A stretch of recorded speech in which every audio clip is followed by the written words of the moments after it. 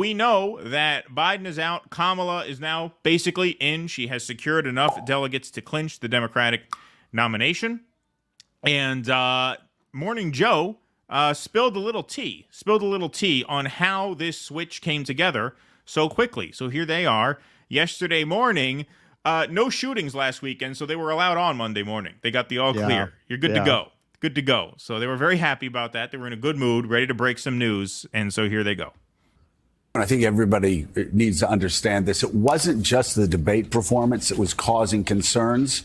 I'll have you get back to that in 1 second. But really quickly, John Heilman, Joe Biden was already starting to slip in Minnesota, in New Hampshire, in Virginia, and a lot of these states that weren't swing states even before the debate. And that was causing an uneasiness in Biden world. New Mexico, New Jersey, where Donald Trump in some polling it was within a point or two. Nice to see my friend John Heilman doing so well. I had a very pleasant interaction with him on the campaign trail in New Hampshire. He has a tattoo of a mermaid on his forearm there.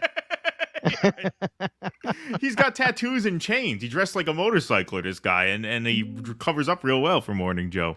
And I think just as you said quickly, this information that Biden got on Saturday was new to Biden, was not new to others. And some of this polling had been around for several days. And one of the frustrations that people like Nancy Pelosi had was Joe Biden is not getting this information. He's being shielded from it. At one point, actually summoning Mike Donilon on the phone in one of her conversations with Joe Biden and saying, Mr. President, let's get Mike Donilon on the phone and talk about the polls. And so I think finally the information, all of this is recent information, obviously, but it was new to Joe Biden to be presented with things that Hakeem Jeffries, Chuck Schumer, Barack Obama, Nancy Pelosi were well acquainted with. A lot of other Democrats knew in the numbers. And by the way, just to be really clear here, and Jonathan, I'll let you finish up on this. To be really clear, Ricchetti and Donilon loved Biden. They had heard Biden counted out time and time and time again. The family had heard the Democratic establishment just absolutely shit on Joe Biden time and time and time again. And what did he do? He always exceeded expectations. He became president of the United States, as we all remember, in 2020, with the entire Democratic establishment mocking him, saying he wasn't good enough, he wasn't up to it. So when you had Julian Castro and Cory Booker get on him about his cognitive issues at a debate, they were basically shamed out of the race for doing that. They basically disappeared after that. Who else? Who else was giving him a hard time? They literally cleared the path for him, which is another thing. He didn't triumph in 2020. He fell ass backwards into the nomination through an intervention from Obama, and then rode a lockdown to November, where he didn't have to campaign. They never wanted Biden, as I forget the name of the congressman, came out and said the soft part out loud last week. It wasn't that we thought Biden was the only one who could beat Trump. We thought he was the only one who could beat Bernie. Exactly. They never wanted him. They didn't want Bernie. They wanted Buttigieg. They wanted Kamala. They wanted Kamala. Yes. Failing Kamala, they wanted Buttigieg. Failing that, they wanted Klobuchar. Anyone but Biden or Bernie. But then they saw, okay, well, Bernie's got this whole working class thing going on. We need a fake working class guy to counter that. We need an old man who can fake that to counter Bernie. So they grabbed Biden. No, of course he lost the first 3 states by a lot. Yeah. Why do you think 20 people were in the race? Because they needed somebody other than Biden to beat Bernie, and none of them could. And so they resorted to him at the last minute when they had to. Yeah. No, this whole rewriting of history, rewriting of his record, even rewriting why he dropped out. Oh, he made a sacrifice for his country. They threatened his grandkids to get him out of this race. Talking about sacrifice. He took 3.5 weeks after a complete meltdown on a debate stage, the likes of which no one's ever seen, to get out of the race. Yeah, he never should have been in the race. No, of course not. He implicitly promised to be a one-termer. Yes. Well, they'll get more into this now. As a background, you can understand why Ricchetti and Donlan said, hey, let's do it again, Rocky. Come on, one more fight. You can do it again. You didn't do anything. anything. And the First Lady and the President's son, Hunter, also firmly behind his decision to stay in the race. They still believed he could win. And as of Saturday morning, President Biden was still intending to stay in this race. But then he talked to his closest aides as the day went on, summoned the family, and then made the decision to bow out because of those polls, because the fundraising dramatically drying up, and because so many Democratic lawmakers had spoken out against them. Now, some of the heavyweights, Schumer, Pelosi, Jeffries, had done so privately. Fears in the Biden camp that was about to change, that if the president had stayed in the race as this week went on, that those leaders, namely Pelosi, were going to go public with the polling, with their concerns, with a call for the president to bow out. Doing so yesterday was a face-saving move. The president and his family wanted to save his reputation and choose his own terms of exit. All reporting we had throughout the weekend was that Monday was going to be brutal for the president. So yesterday really seemed to be the best time. There you go. Pelosi breaks it to him. Look, I'm telling you this in private. If you're going to make me say this publicly, I'll have to say it publicly, and then the narrative won't be what a selfless patriot you are who fell on his sword for the country. Now we're going to have to do this the hard way. We're going to have to force you out. Given that ultimatum, he caved. That's what I thought he would do under that kind of pressure, because there's just no way to fight back against that. And so that's what happened. And there it is, straight from the horse's mouth. Yeah. So as many have pointed out, it's kind of weird that you haven't seen the president since this happened, that he's been hidden from view. Now, I know people have a lot of feelings about New York, but even if you're one of those who hates on New York, there's one thing you cannot take away from us, probably our most storied institution, the New York Post front page. Yes. There you go. Queen's Gambit, they never disappoint. Dem elite crown Harris as Biden rages against palace coup. So the kind of inside stories that have been coming out is that Biden and what Scarborough is kind of getting into is very angry.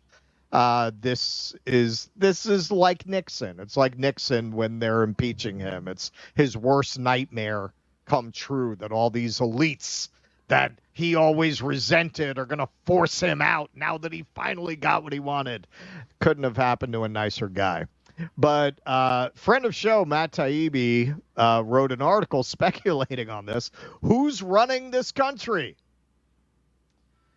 If it happened in Belarus, Burundi, or Myanmar, Joe Biden's blitzkrieg withdrawal from the presidential race would have inspired eye rolls.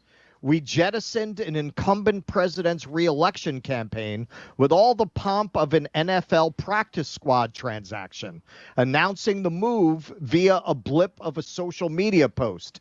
Only in America is anyone tempted to take such head-scratching events at face value. The most consequential decision of Joe Biden's presidency was executed by Tweet Sunday via a screenshot of a letter posted at 1:46 p.m. There was no press conference, video, or photo commemorating any human being's participation in the event. The letter wasn't posted on the White House briefing room site, even as lesser news, including a statement purporting to quote Biden at length on climate pollution reduction grants, was posted yesterday. It was furthermore written neither on presidential stationery nor under campaign letterhead and appeared rushed, thanking Vice President Kamala Harris for being an extraordinary partner, but not endorsing her. In a second tweet, 27 minutes later, however, at Joe Biden announced, "Today I want to offer my full support and endorsement for Kamala to be the nominee of our party this year." Papers from the Washington Post to the New York Times reported Biden, quote, wrote in a letter he posted or said in a statement he was dropping out. However, we didn't hear from any official spokesperson, not even Deputy Platforms Director Andy Volosky, who reportedly runs Biden's Twitter account, explaining how the announcement came to be. To say a president breaking up with America via digital Post-it note is bizarre is a massive understatement. Any story that puts Biden at the center of yesterday's events is about as convincing as the Michael Jordan cutouts move past the window scene from Home Alone. It's a very Taibbi-like reference there. That is very Taibbi. He had the video embedded too. All right, so and here's really the meat of it. Who's in charge? After Biden's cryptic letter came out yesterday, a slew of elected Democrats, including rumored potential candidates like Gretchen Whitmer, Kentucky Governor Andy Beshear, Pennsylvania's Josh Shapiro, California's Gavin Newsom, and both Bill and Hillary Clinton, all swiftly endorsed Harris. Harris instantly had her own campaign site, suggesting significant lead time and planning. Even JoeBiden.com immediately became a mirror to the Harris site, while Biden's Twitter face page was refashioned to feature a Harris 2024 banner. For all the world, it looked as if the party had unanimously decided to throw its weight behind Kamala, and well before the weekend, too. So the strong implication here, which he gets into more, is this is a coup in broad daylight. You could not have had all of this in place as quickly as they did if it had not been plotted and planned. And speaking of the Post, they ran another story, I believe, yesterday, where they interviewed an insider who said, as we speculated, that debate was a setup, that this was all part of the plan to push him out, that they put him in that debate knowing how it was going to go. And they had all this ready to go since then, since before the debate, because they knew how he was going to perform. Well, it was obvious to me as soon as the debate ended, and we were doing our live stream on Rumble, and CNN cut to the roundtable where John King says, "I've been getting texts and calls saying this is an emergency, we don't know what to do." I knew then and there he was out, because no one would contact the media with that information if the wheels were not in motion to make a change. It just wouldn't have. Why would they tell John King that? Why would Chuck Todd come on the air with that stuff? Why are you texting the media? Right. Unless you're why trying aren't to they set out there things in motion? spinning it as a triumph of the human spirit? Exactly. Yeah. So our illustrious once and future president weighed in on this. The Democrats pick a candidate, crooked Joe Biden. He loses the debate badly, then panics, makes mistake after mistake, is told he can't win, and decide they will pick another candidate, probably Harris. They stole the race from Biden after he won it in the primaries. A first. These people are the real threat to democracy. Can't argue with that. It's hard to claim that you're defending democracy when you literally had a coup in broad daylight against a president who clearly did not agree to it. And he asks quite rightly, who is running our country right now? It's not Crooked Joe. He has no idea where he is. If he can't run for office, he can't run our country, which I'm sorry, he's not the only one saying that. That is a valid point. Of course. The president is too cognitively impaired to run. Then he's too cognitively impaired to continue in his office. But as we have long speculated, Jake Sullivan's been running the country all along. He was never the president. Exactly. So what difference does it really make? They're just going to continue to do what they have been doing, pretending that he's running the country. Exactly. So here's another. I like this one. It's a new day, and Joe Biden doesn't remember quitting the race yesterday. He is demanding his campaign schedule and arranging talks with President Xi of China and Putin of Russia concerning the possible start of World War III. Biden is, quote, sharp, decisive, energetic, angry, and ready to go. You gotta love him. All right, so another example of how they had all of this ready to go from day one. From what I can see, they're not putting this on X. They're putting it on Facebook. I don't know if it's because Elon's on the platform.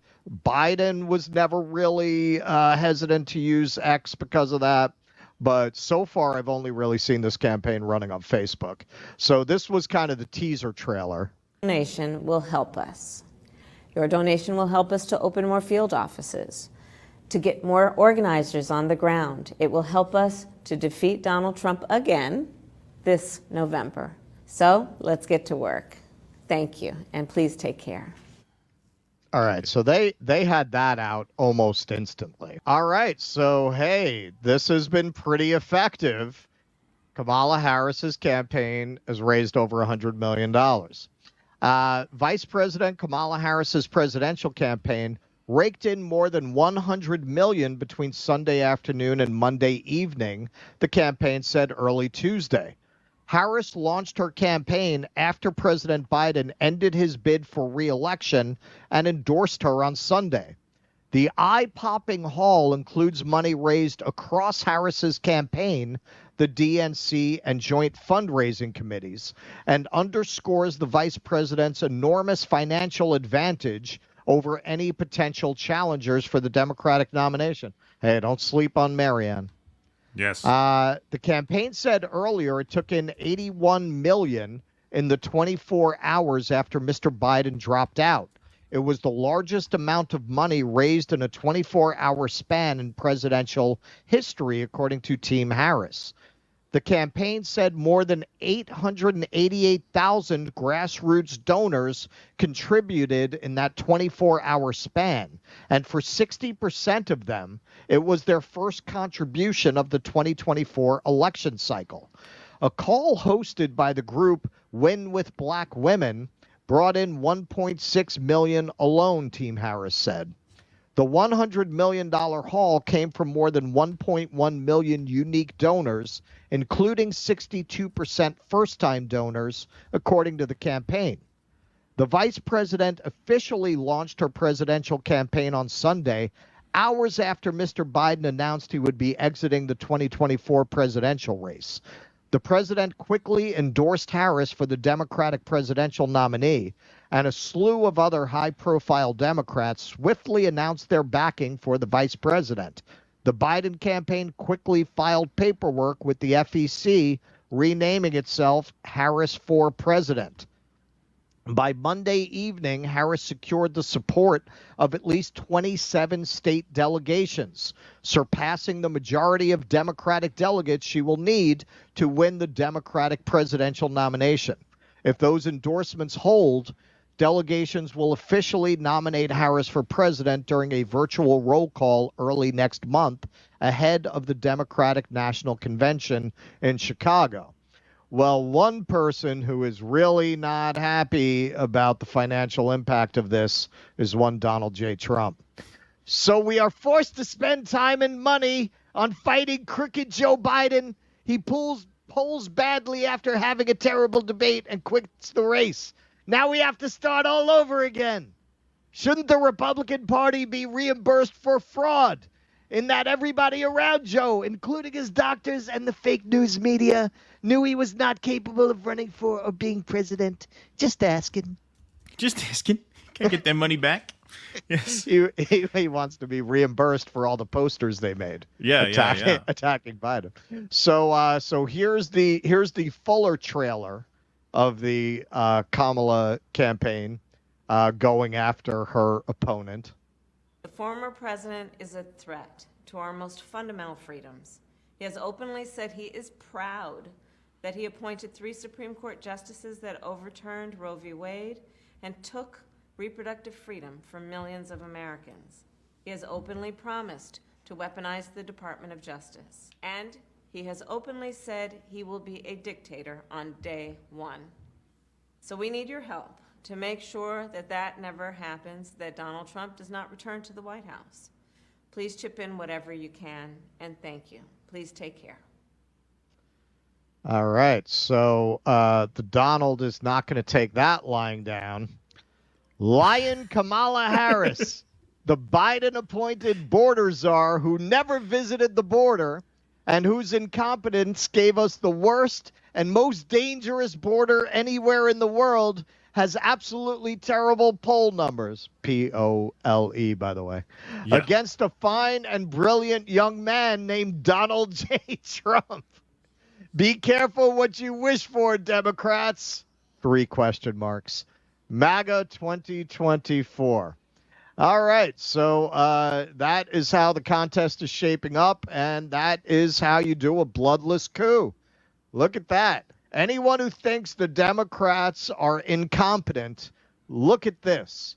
Look at the efficiency with which they executed this palace coup and got all of their followers, delegates, potential challengers, got them all in line, got them all singing from the same hymnal within 24 hours. Yeah, and the only reason it took that long to get Biden out was because he's such an impossibly stubborn prick. Right. Like, they obviously had this in motion going into the debate. They obviously had a contingency going into that night. Yep. And I'm sorry, but like the theory that they set him up to fail at the debate, that seems reasonable to me too, because it was the first high-profile event where he really shit the bed at the State of the Union. Why so early? They gave him the good thing. Well, I said that when they scheduled the debate, yeah. But I'm saying, like, he seemed to have gotten through the other high-profile events, all right. Why that night? Did you set him up to fail that night so that you can get him out? Is that why you agreed to an early debate anyway, which was something that I speculated early on?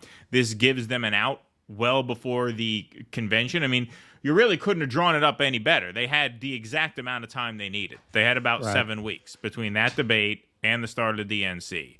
That is a comfortable period of time where you can make a switch if it turns out you have to, and they had to, and they did, and it went relatively as I expected. They try to get him out with the lightweights. When that doesn't work, they got the heavyweights come in and lean on him. Hey, listen, we can go to war against you publicly, or we could do this the easy way. Right. Done. So now the next time these people tell you that they just can't raise the federal minimum wage because of the parliamentarian. Right. Yeah. Next time they tell you they can't get universal health care because of the insurance companies. The next time they tell you they can't give you free public colleges and universities. Remember the efficiency with which they removed a president of the United States within weeks. Yes. Within weeks. These people could do what their voters want them to do. They have no interest in doing those things.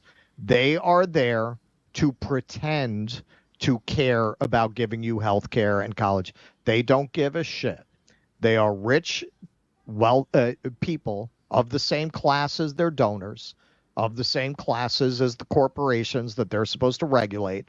They govern in the interest of those people. Their job within our system is to pretend that there are people in Washington who care about the interests of the public so that the public does not revolt.